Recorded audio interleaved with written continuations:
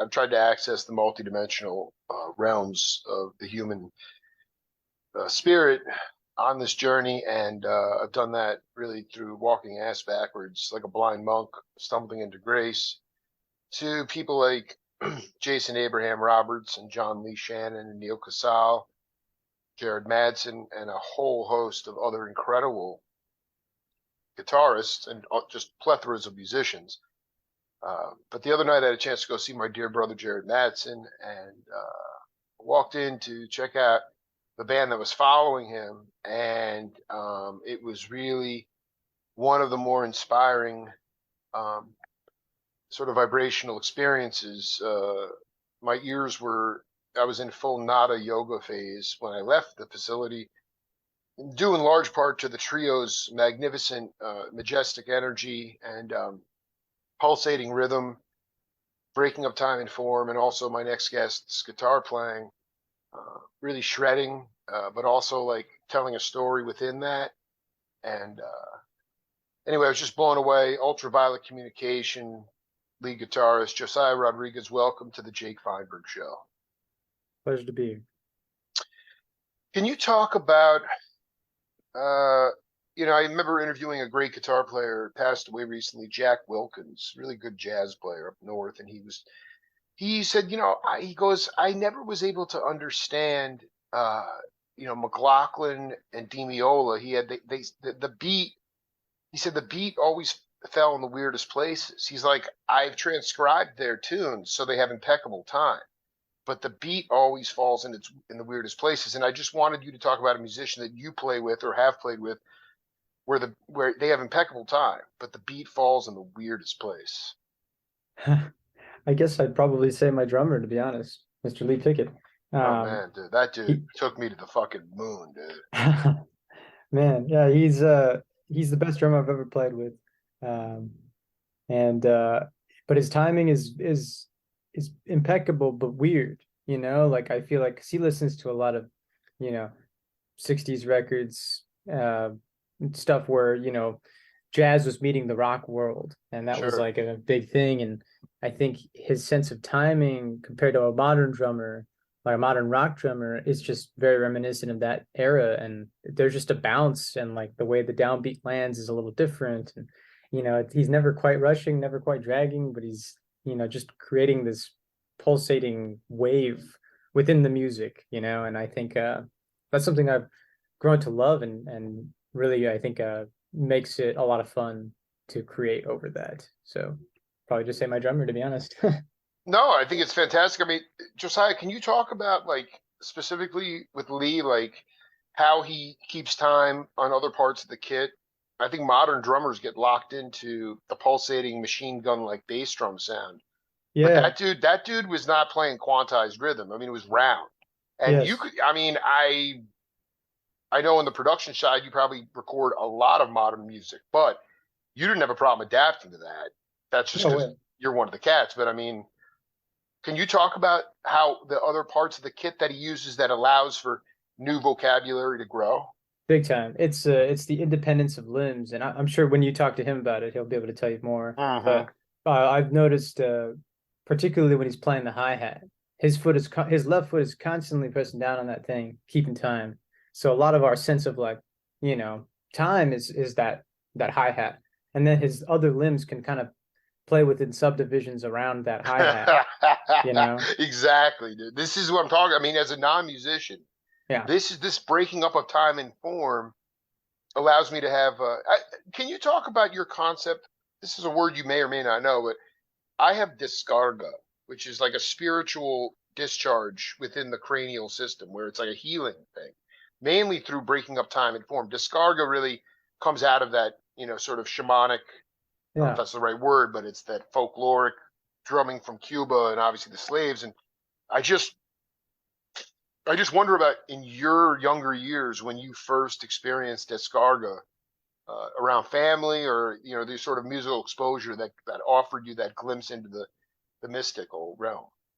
I would probably say, like when I first listened to early classic rock stuff, it was very, it was like, wow, this is like very fire and brimstone, like these guys are making this out of nothing, sort of thing. Right. Almost like very primalistic, caveman like. It's like they have these machines like guitars and drum sets and things like that, but they're going up there and they're doing something that, at the time no one had ever really heard. And that to me was like, wow, you're creating out of nothing. That has to come from somewhere. And so I feel like that kind of sent me down a rabbit hole of discovering um, what it is to be an artist in a world where, you can't explain everything, and things just happen to you on stage and while you're making music that you can't explain, even if you have all the, music theory knowledge in the world. It's kind of just moves through you. The music comes to you. You don't go to it. Uh,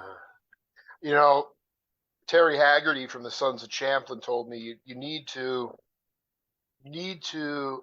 sort of borrow from that Socratic method of you must know what you don't know. People will ask you when Brother Josiah when you come off the stage and say, "How'd you do that?" You said, "I have no idea." Okay, like did you have to? This is very important Yeah. because within the construct of conversational spiritual music, there's a lot of stuff that can't be put into words, and we live in a very verbose society. Did you have to surrender to the unknown at some point, the Socratic method of you must know what you don't know? Big time. um If you give an example, maybe a specific one that early on in your career where it made you a stronger person and player because you kind of worked through that mental game. Yeah, like I think particularly in songwriting, like I feel like, just as humans, we want to have control over a lot of things. And I feel like that bleeds over into songwriting, and you want to have control over when you're inspired next. You want it to be convenient for you. Um, Right. you don't want it to strike, when you're in the grocery store, like, oh shit, I need to get home and write a song right now. Because it's inconvenient because you're in the middle of something. But you have to be able to surrender that and say, okay, it's going to come to me whether I want it to or not. And I think when I first started writing songs, particularly for this band, knowing when to surrender to that and just letting it happen, even if it's at 2 a.m. and I have work in the morning, I'm like, you have to let it happen. Otherwise, you'll be kicking yourself later when you try to schedule out and sit down and write a song and it's not coming to you because you didn't allow it to happen when it just presented itself. Um, so I would say that it's probably Could you the give an first time I example of one that, like a specific song that sort of specific song. fell out of you in a dream state? So, I mean, I think that's Um, fascinating, you know? yeah. So like I I have a girlfriend up in Flagstaff. I do a lot of writing when I'm up there, Right. particularly because I'm not in a work mode. And it's funny because I can almost come to expect it now. Before it would be kind of like I'd try to just grind away and sit here at home on my computer and plug the guitar in and say, all right, I'm working on a song. I have a little bit of idea. But some of the best songs I wrote this song. It was a song we opened the set with the other day. It's titled Mount Shasta. I wrote Huh. it at my yeah, I wrote it at my girlfriend's house, sitting on her couch. We were getting ready to go get dinner or something, and I have a little acoustic guitar up there.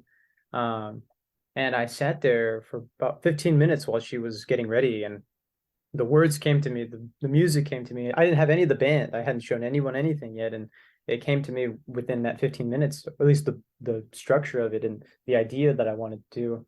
Um, Mm. and that's just pure being able to surrender. Because I could have sat there and been like, okay, I don't need to write right now. I'm gonna get ready for dinner mentally. Um, Dude, but you could have been fortunately, like, hurry up, let's get at it. I'm hungry. yeah, Like, yeah, I ex dig, man. I dig. yeah, exactly. It's like I could have done that, but I've learned to surrender Beautiful, now, man. you know, at What's the that name of point. that tune? Mount Shasta? Yeah, Mount Shasta. Yeah. So, wow. I mean, to me, you had such command of and facility of that instrument, uh, and it seemed that you were. I sort of was thinking that you probably were. I'm just going to a lot of speculation, and you can set Yeah, me straight. But for sure. basically, I kind of feel like the question I have is like, did how have you learned to navigate your life force and the God within you?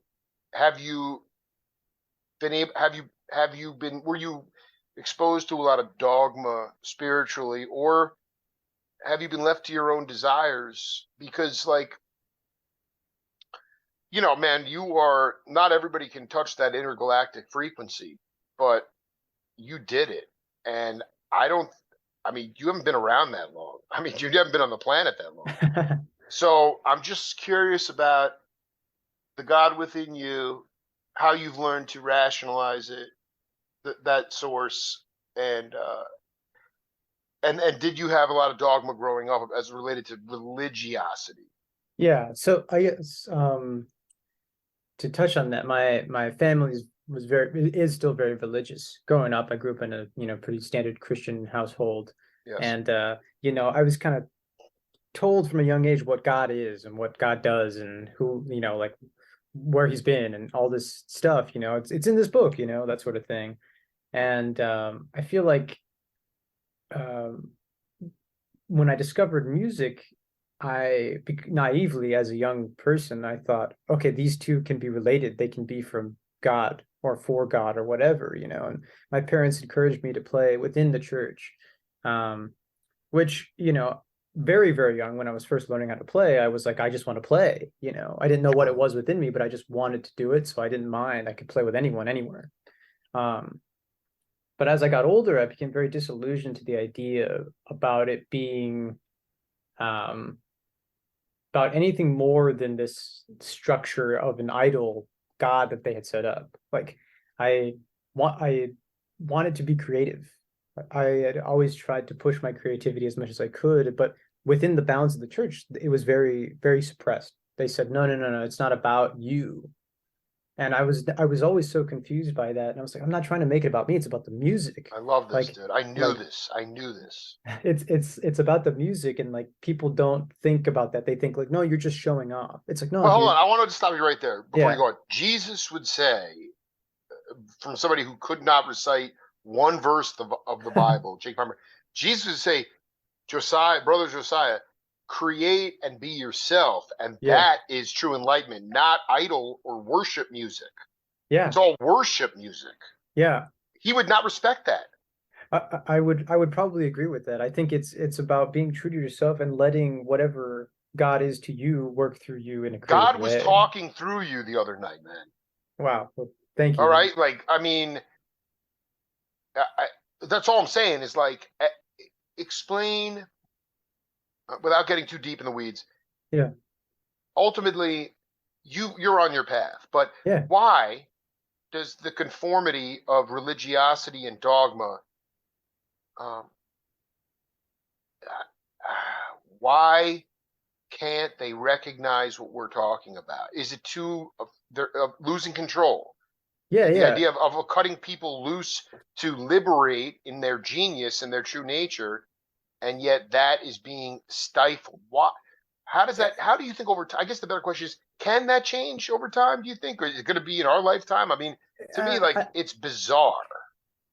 yeah. I think it's a really hard concept to kind of push on people. Like, and Yeah, if anything, without that, it's kind of funny. I said without that sort of suppressant that they'd pushed on me, I don't think I'd be here talking with you a today. very good point.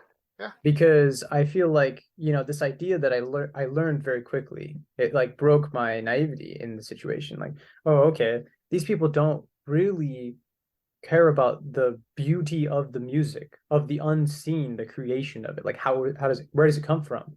They mark it up to you have a gift from God, and that's it. They reduce it to just a statement like that. They don't right, say right, it right. anything more. And so, and I remember thinking to myself, like, there are so many artists who made amazing, beautiful pieces of music that have come through them that weren't, made for their God, but they would probably reduce it to being nothing, a wasted gift, if you will. Are you kidding me? And You nailed it, bro. That's it. yeah, and it's like, Mm. how how can you reduce something so beautiful to nothing? And so for me, I don't know if in our lifetime we'll ever see people that don't want to do that. And I don't know if that's out of, you know, I mean, is that going to take like? jealousy. Is that going to like to me like going back to the church for one second? We don't Yeah, need to get into the all prognostications. I good. forget Yeah. that stuff. Was there like like the Bob Dylan saved kind of cat, shade, Yeah. smoking cigs in the band, like that you were like, oh wow, like you don't always have to, thump to the same beat, so to speak. Like you can be yourself in that church band. Yeah, I mean, like within the band, probably not. And that was kind of my issue. But because I was doing, like, and there was no one like that in the band, like I remember being so stifled creatively.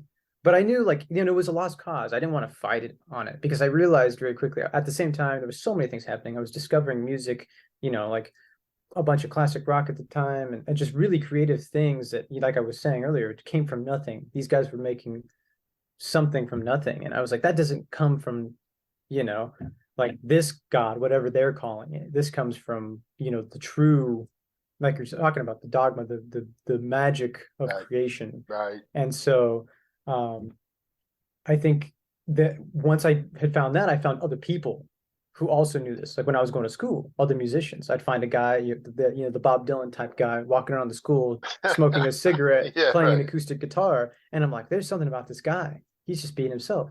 He's the freak. He's the weirdo. And, no one likes him, but he plays music. He writes his own songs. And Nobody likes him. He's not conforming. exactly, yeah. Yeah. But he, again, same thing. I wouldn't be here without That's really a yeah. fascinating juxtaposition there to say that tension Yeah, forced you. I mean, it just pushed you into being yourself. Like you had no other big time. choice. Yeah, I was like, I have to create. I want to create. What they won't let me do it here. There's got to be another way. And then I met people like me who also were like, oh, you write songs. I write songs. You know what I mean? Let's write songs together. And it's like, wow, there are other people that make original. I remember watching the first original band I'd ever seen in my life. There was a band called Tinfoil. Um, and there were some friends of mine, and it was the first time I'd ever seen a band my age play original music in a backyard, and it blew my mind. It absolutely blew Why my did it mind blow? Why did it blow your mind? because I was like, dude, these guys learned music, learned songs, learned how to write songs, got together, wrote the songs, made something from nothing, and now they're doing it. Now they're doing it for people. You know what I Yes. mean? I'm like, these are my people. This is my, so-called church. This is where I need to be.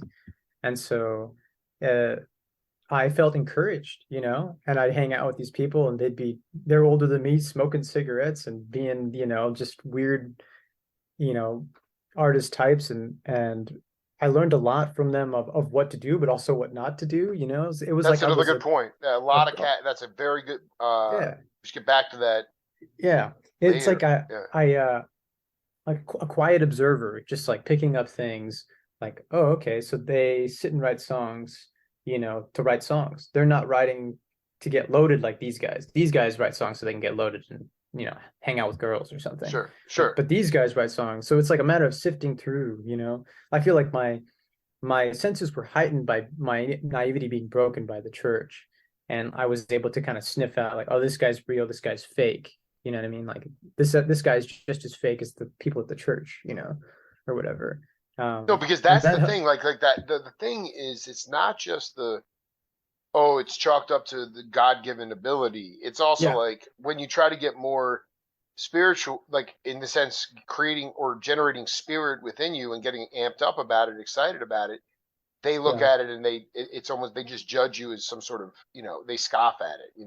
yeah. And to me, like there's a judgment, and that's just like the most punitive, critical shit, and Yeah. that's dogma. That's not Mhm. spirit. Yeah. And like, did you?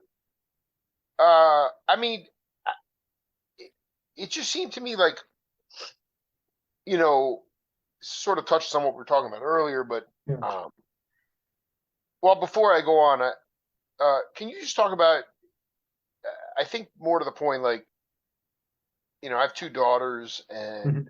we have a ton of love and a ton of respect for each other, and I tend to think respect in most cases in Judeo-Christian society, Yeah. respect is more important than love from your parents. And I just want to know if your folks and your family, being that you came from a very religious family, if Yeah. they may not totally understand Brother Josiah, but they Yeah. recognize that they respect not just your path, but also the power of your ability to inspire. Totally. I feel like when I was young, what they were afraid of is, and not Yeah, no, not for they bad were reason. afraid of the peer pressure being like, oh, your son's this conduit, but then Well, they were always really good about defending me. They were always really good about that. They wouldn't really take anything Thank for anyone God. in the church. Yeah, Yeah, so that's good. that I like was that. that. I like Yeah, that. that was really helpful for me because then I didn't feel like I needed to be, um, you know, like they weren't suppressing me at home. You know what I mean? Totally. They were like allowing me to be creative So and they do were what I wanted completely to. like they were like very supportive of your gifts. Yeah, even if they didn't understand it entirely, Totally. they were very supportive. And then, when I started hanging out with those artsy type people, they did get a little worried.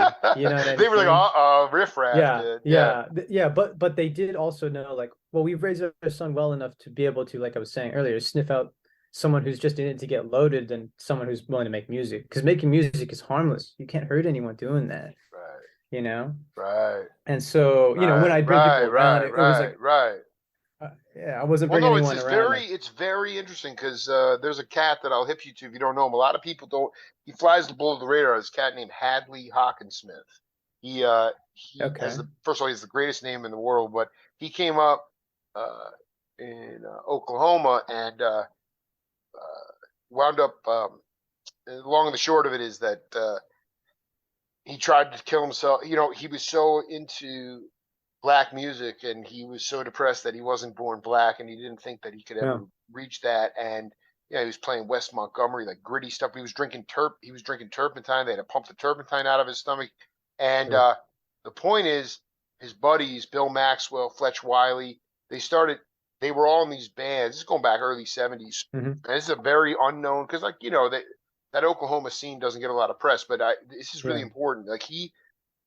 So basically, as a tribe, this group found the God within them, yeah, Jesus, and so they started playing at the Open Door Mission, which was like basically like a place for drunkards and drug addicts, and it was a kind of they were playing for free. And one day, Hadley started playing there because the guy they encouraged him to come down. And one day, Andre Crouch walked in, the gospel singer, and he was like, I want you to be my band. And they went to, and the point is that this guy Hadley went on to Andre Crouch, David Gates, uh, you know, just such a badass player, Neil yeah, Diamond, consistently. And he said the same thing. Cats would be saying, oh, well, you're going to go on the road and there's going to be all these womanizers and, you're going to be yeah, around women and drugs and that's not part of the gospel. And he just yeah, said the same thing. The music is the most important thing. And, people, yeah, I don't, people get distracted, but when you start to party and use it as a device to enhance your power, then yeah. you're abusing that spirit. You know what I'm Big, saying? big time. Yeah, no, big time. It's like when you watch a baseball player who's worried about hit a home run. It's like it doesn't, Right. it's you have a power, as a human being, as a healthy human being to do your job and do what you love and be creative.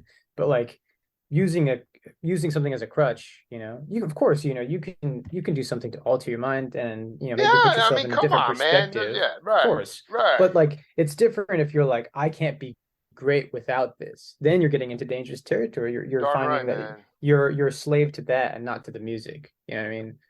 Like I'd much rather be a Touching slave on to that, music. this is so important, brother Josiah. Like, if touching on that point, you stay on the righteous path, because I think what you're talking about, people fall into that trap Yeah, based on fame, being big time. quote unquote famous, whatever the Yeah, hell that yeah, means. So success for you is playing spiritual music, whether it's at the Linger Longer Lounge for 45 cats or yep, Madison Square Garden in front of a packed house. The point is, or like, to me, like, you are going to stay, at least in the live context, yeah, the ability to burn to the heavens, yeah. Well, yeah, I think I because that was a burning. That was, and I fuck mad props to, because the thing said Jared Madsen. yeah, That was what it was billed. Psycho Steve. I lived down in Tucson, so it was like yeah, major, big drive up. It said yeah, Madsen, fucking doors at 7:30, show at 8. I called Jared, yeah, and he's like, "Yeah, we're going on 9:30." I'm like, 9:30. He's like, "There's 3 bands." I said, "Who the hell are these cats?" So I was like, all right, we'll see. And then he's like, yo, I'm going on second. And I walked in, man, and like, dude, I could have listened to you guys for hours. I mean, if I didn't have the drive back, I mean, I just Yeah. was like, I was just out of it. But man, it was like mad props for you. I'd be in the third band that night after Madsen, man. Yeah, I mean, we were happy How to did you do know? it. I mean, how does that work? I mean, how did you guys wind up on that bill? Well, so typically, we just get hit up by the promoter and they say, "Hey, we have a bill. We need an opener. We think you guys would work well on this bill. Will you guys take the gig?" And more than not, often than not, we'll say yes because, like you were saying, we don't really care if we're playing to one person or 100. We're gonna Fucking love play it, like man. it's a Love it. million, Yeah. And so we try to play as many gigs as we can. And this was just another gig for us. So we went in there and we just wanted to do the best we could, like every other show. So many And of the cats that I love that are road. I mean, you are pretty established as a producer in Phoenix, in that area? Would you say? Mhm. A little bit, yeah. It just depends. I'm not You know what like, I'm saying? yeah, It's because the cats that I gravitate to, that I'm connected to on a spiritual level as a journalist, um, for better or for worse, I mean, they are road dogs. And I just yeah, wonder about this band. If I don't want to use the word aspiration per se, but it's like, um, it's to me, it was frustrating because I walked out of there and I said that band should be on a 3 week tour up the Pacific Northwest, in a yeah, sprinter van selling merch, yeah, maybe not that far along, but the point is there is no touring circuit right now, brother. yeah. And It's tough. that's why I walked out a little bit feeling a little bit melancholy, just because although it was so inspiring to see you guys, I just want you to talk about that burn. If you have any sort of ambivalence towards wanting to just, you know, we're just talking about getting out and seeing the country and playing and inspiring people. Do you For have sure. motivation to road dog it with Ultraviolet? Big time. We all do. That's a huge thing for us. We want to get out there and play as many shows to as many people as we possibly can before we kick the bucket, man. And Sure. I think it's tough going, but we just want to be strategic about it. You know what I mean? Like I see so many bands, just kind of get in the van and hit the road to any bar they can, and then kind of get burnt out, and then they get disillusioned, and it's tough because we want to be able to get out there, but we don't want to disillusion ourselves and ruin our chances of having the drive to keep going. Um, How in so this day and age, talk about, I mean, without giving away the secret sauce, I mean, what is strategic in 2023, June 20? Because to me, like, yeah, you're right. Cats will just run out before they're before being no with no strategy, and they wind up showing yeah, up and they get stiffed on the gig, right? And then they get yeah, disillusioned. That's how it happens. big time, So yeah. you're yeah. Go. I want to talk about strategy with Brother Josiah. Yeah, so basically, like for us, it's always about the music first, 100%. But when it comes to the business side, we want to make sure that we are making enough money to where, like because I manage everything myself at the moment. So I'm the Mhm. guy who books the shows, takes the money, everything. Um, I do my best to make enough money so that nothing's coming out of our own pockets. So like gigs we play, merch we sell, that sort of thing. It's all paid for by the band. I'm not saying, hey guys, we need $300. You know what I mean? Right. Like No. their Totally. money, No. I the get it. I money, did. yeah, the money they keep is for them to hold on to. And I think that helps because then you're not feeling like you're obligated to this thing, even though I know if I asked them for thousands of dollars, each one of them would work their asses off and provide it, no question, you know. But I find that allowing it to be self-sustaining is how you create like a foundation for saying we're taking this seriously. If we're going on the road, we're gonna go out there and we're gonna make ends meet. You know what I mean? And if anything is less than that, then it's a waste of our uh, ability, and it could potentially harm us as a band. Um, It's very astute. I mean, and so, yeah, yeah. Go ahead, please. I was going to say it really just comes down to that.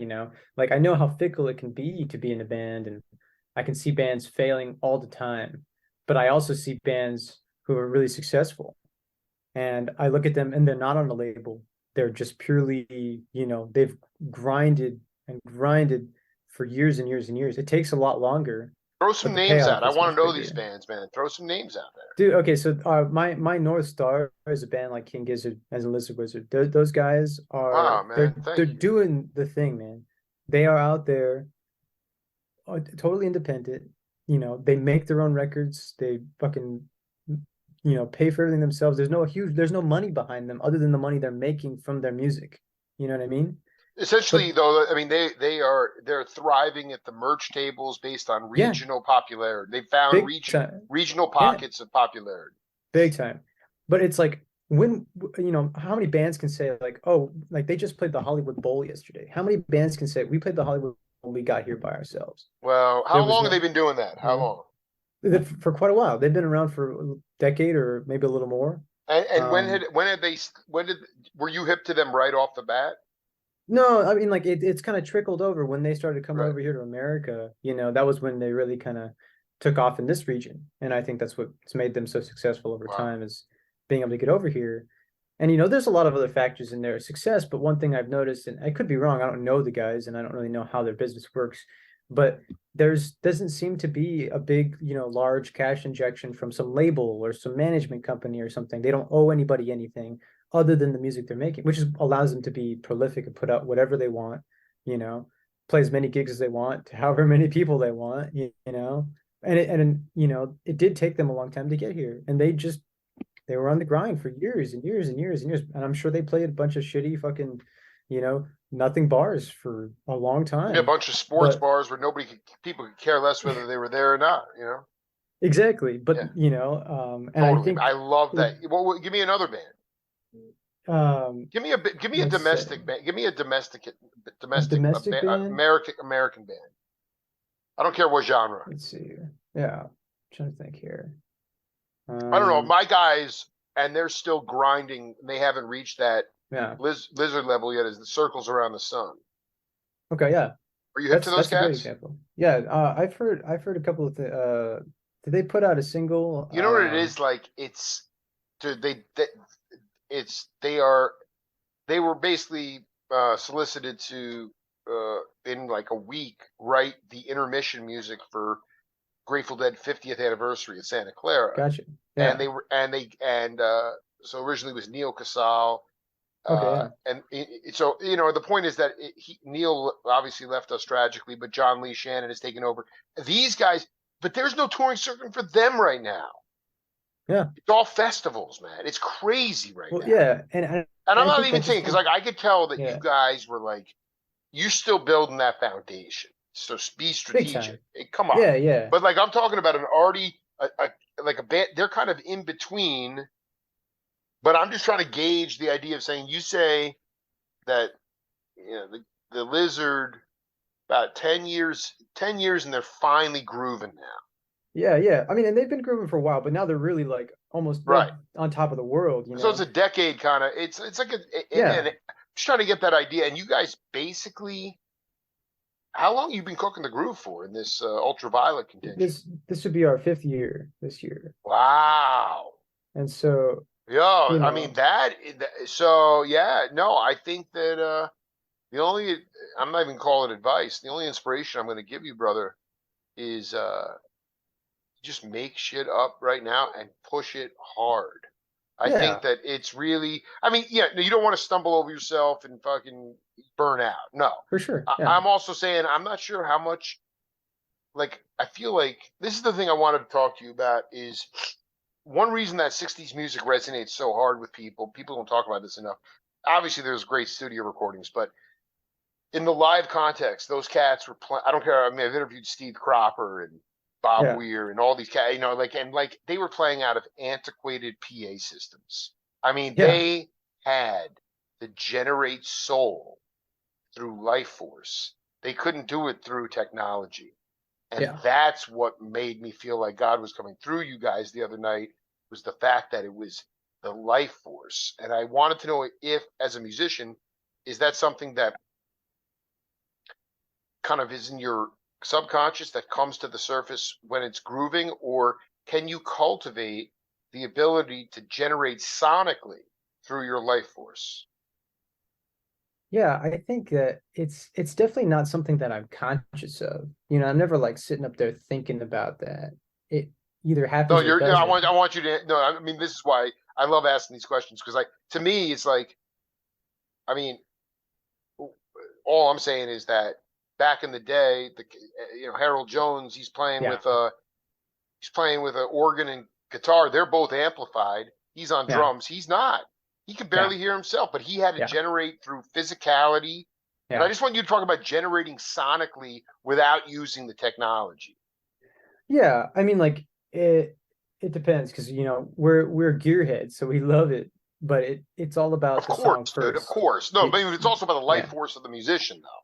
big time. Yeah, and I think that at the end of the day, it's you know a technology aside, it's about the song first. So if the song isn't strong in its smallest form, it can't be strong, you know, pumped up, you know, through the amps and through Sure, the PA and sure. everything.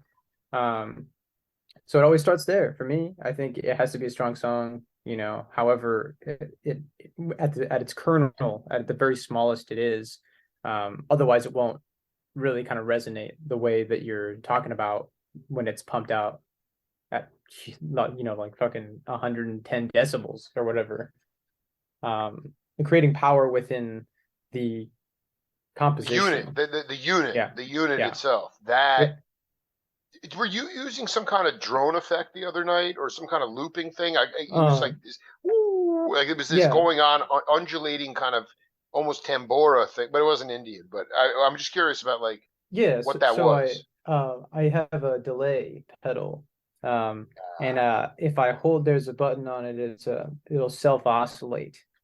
Um and so a lot of times if I'm trying to, you know, kind of funny, if I'm either trying to create like chaos, I'll implement that. Or Good, good. if it's something as small as like I'm switching between the two necks of the guitar, I a big pet peeve of mine is that those transitions don't sound seamless.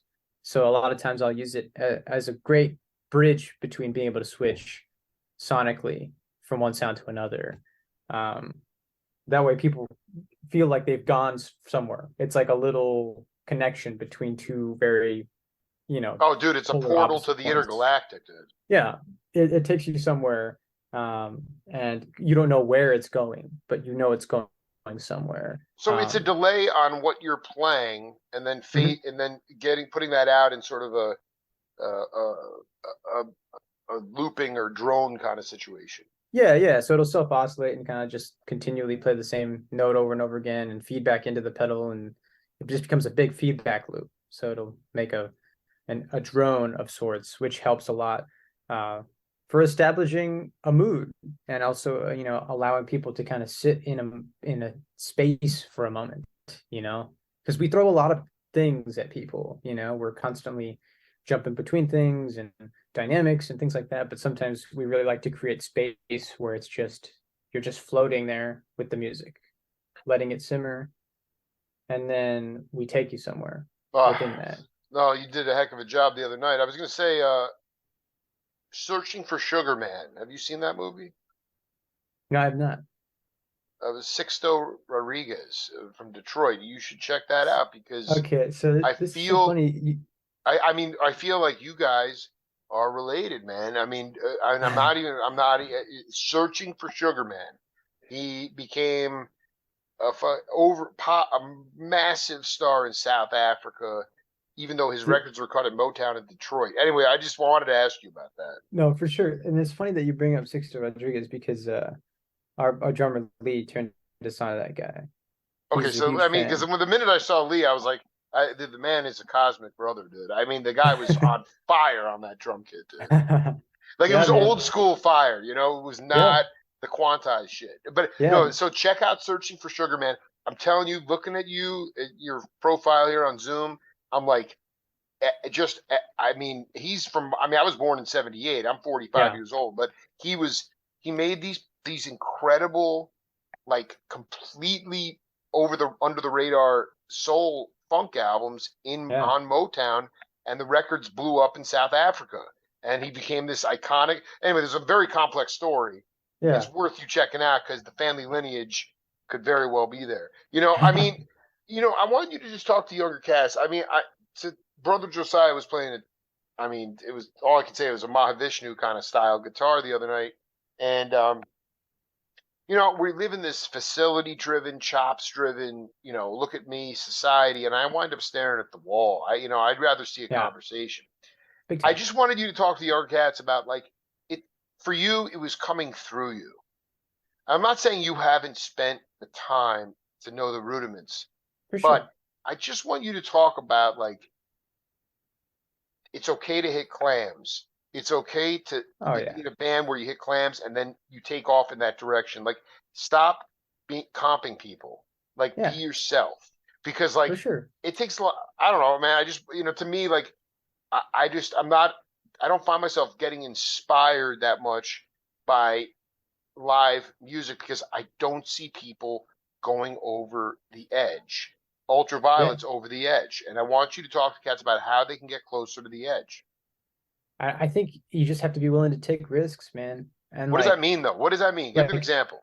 to me, that's like, within a lot of our tunes, we like to improvise. So we'll take sections and they won't be the same way every time. They'll be a little different every time because we trust each other on stage. Right. So I'd say step one, play with guys you trust, That's right. to catch you when you fall. If you stumble on a clam, you got the other two or three guys or whatever, they're propping you up and him making you feel like, hey, maybe that wasn't a clam. Play it 3 or 4 more times, and Put now a it's chord on it. intentional. Put a chord Yeah, on it. yeah, yeah, That's what Herbie did. yeah. He'd always say. I mean, even when John B. Williams had to fill in for Ron Carter with VSOP, Mhm. he's like, just put a chord on it, man. Yeah.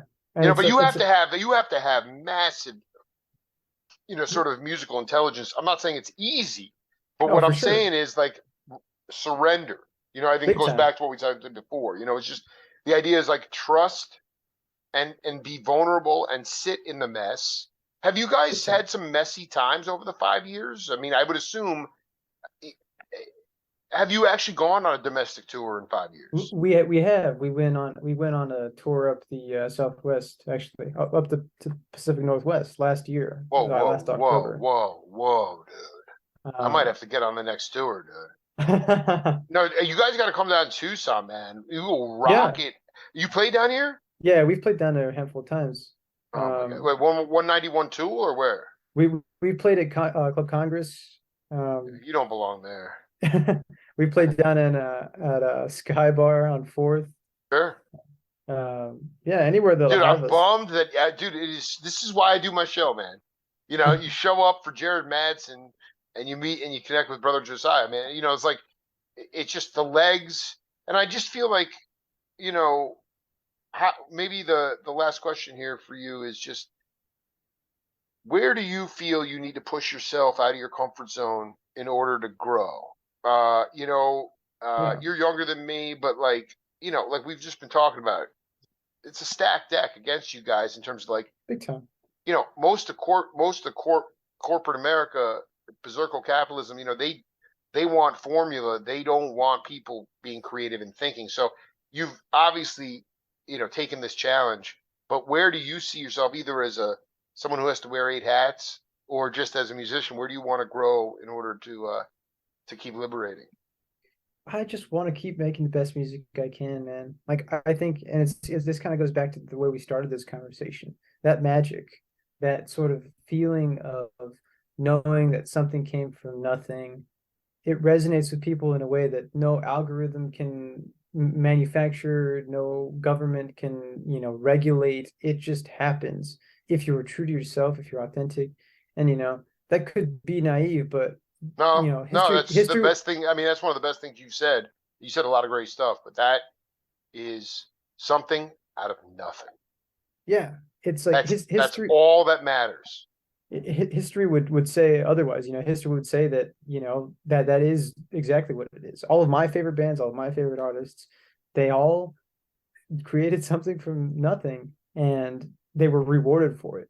Well, you You also, know, I want to be clear. I mean, the people that did that and then they get to see it in their lifetime is yeah, magical. that's true. That is Most true. That cats, like, I mean, for most, like Jake Feinberg show, I know yeah, you're just getting hip to it, but like, I've been on this trek 12 years. yeah, 5 books, and still Yeah. it's like I'm the slowest rolling snowball in the world. So I've recognized that, Yeah. like, in fact, my work and love and spirit will live on long after I've left this planet. Big time. Yeah. And I feel like you feel that same way. Big time. Yeah, like for me, success isn't about, being famous or making $1 million or anything like that. It's just like if I can sit on my deathbed and say, I made the best music I could possibly make and I'm proud of it. And that's the most important thing to me because that's gonna live on longer than I ever will. And people will be able to know who I was by the music I made and the things that I said within those songs, and um I think for me, the way that I grow is just making sure I stay grounded in that and never getting distracted by, all of the messiness of navigating the music industry and trying to make a living doing this. It can become overwhelming if you if you allow it to. But if I just focus myself in writing the music and being smart about how I present it to people and doing it the way I want to, I feel like people will gravitate towards it, whether it be within my lifetime or, far after I'm gone. And even if, Long after you're gone. Yeah, I did. yeah, even just this conversation, hearing how you were affected by the performance of the night. If I were to get in a car wreck tomorrow and die, I'd be happy knowing that you were Honestly, so bro, affected dude, by the I was performance. like, I saw Matson. I was outside with Pablo Love Train. I'm gonna interview him on Sunday. Fucking legendary cat. Um, and I was ready to fucking. I'm sorry to curse. I was ready to take off, Yeah, and I walk back in, and I'm like, all right, there's Pulse. They're breaking up time and form. They're taking chances. I'm like, holy shit. And then to see you have that kind of spiritual uh, command of the instrument and the band. I mean, and again, I was going to ask you about leadership, but I feel like everybody kind of self polices in that group, and they kind of look out. You guys will tell each other if you need to. You tell each other what you need to hear. big time. I was like, and so it freaking, because I was gonna go home pretty well fed, but I Yeah. mean, you put me on a different. I put up those clips on Instagram. I'm still trying to burrow in there, but it's like, dude, I swear to you, man, that shit was next level, man. It was sick. And so, you know what, man? You guys come back down here at all? You have anything on the books or no? We're potentially looking at the gig. I can't say too much about it right now, but it All right, yeah, may no, be, I just yeah, please, dude. It is. This is why I do my show, man, yeah, and I can't thank you enough for healing me the other night, and I look forward to talking to the other cats as well. yeah, man. It was a pleasure, and I'm really glad I had the opportunity to talk to you. Yeah, man. Be cool, baby. You too, man. Have a All good right, one. later. Bye. Bye.